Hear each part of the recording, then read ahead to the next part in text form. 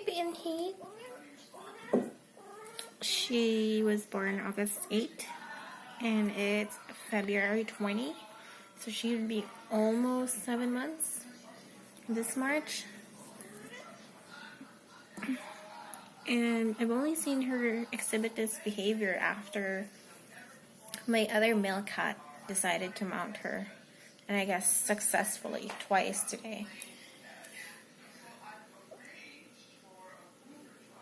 And she's been grooming herself obsessively and just